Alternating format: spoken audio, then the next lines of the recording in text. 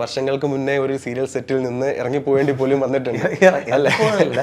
ഇറക്കി വിട്ടു, ഇറക്കി വിടേണ്ടി വന്നു. Okay okay. അത് കയ്യിലിട്ട് പോകണ്ടോ സ്വഭാവം മോശമായതുകൊണ്ടോ അങ്ങനെ ഇറക്കി വിട്ടതല്ല, അഭിനയിക്കാൻ അറിയില്ലാത്തതുകൊണ്ട് ഇറക്കി വിട്ടത്.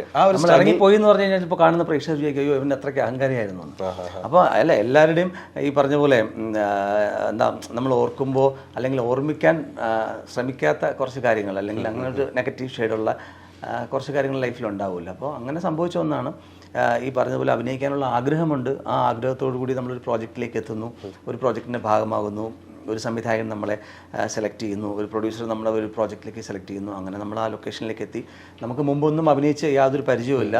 അങ്ങനെ നമ്മൾ ലൊക്കേഷനിലേക്ക് എത്തുന്നു, അഭിനയിക്കുന്നു. ആ സംവിധായകൻ സാറ്റിസ്ഫൈഡ് അല്ല, ഈ ക്യാരക്ടർ ചെയ്യാൻ ഇയാളെ കൊണ്ട് പറ്റില്ല, വേറൊരു ക്യാരക്ടർ ചെയ്യാൻ വേണ്ടിയിട്ട് വീണ്ടും കോസ്റ്റ്യൂം മാറുന്നു, മേക്കപ്പ് മാറ്റുന്നു. അങ്ങനെ ക്യാരക്ടറാണോ ചേഞ്ച് ചെയ്തത് അതോ ആദ്യത്തെ ക്യാരക്ടർ നോക്കിയിട്ട് 1 more ടേക്കിൽ ഒന്നും ശരിയാവുന്നില്ല.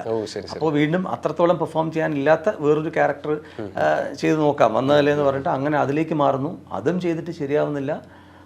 പിന്നെ ഈ പറഞ്ഞ പോലെ പുള്ളി പറഞ്ഞു എന്നെ ബുദ്ധിമുട്ടിച്ചതുപോലെ ഇനി ഒരു സംവിധായകനെ ബുദ്ധിമുട്ടിക്കും. ഒരുപാട് പ്രതീക്ഷകളോടൊക്കെ അല്ലേ നമുക്ക്? തീർച്ചയായും. പിന്നെ കാരണം ഒരു പ്രോജക്റ്റിലേക്ക് നമ്മൾ പിന്നെ ഒന്നാമത് ഇന്നത്തെ പോലെ ഒരു സോഷ്യൽ മീഡിയ ഒരു ഇൻഫ്ലുവൻസ് ഇല്ല അന്ന്.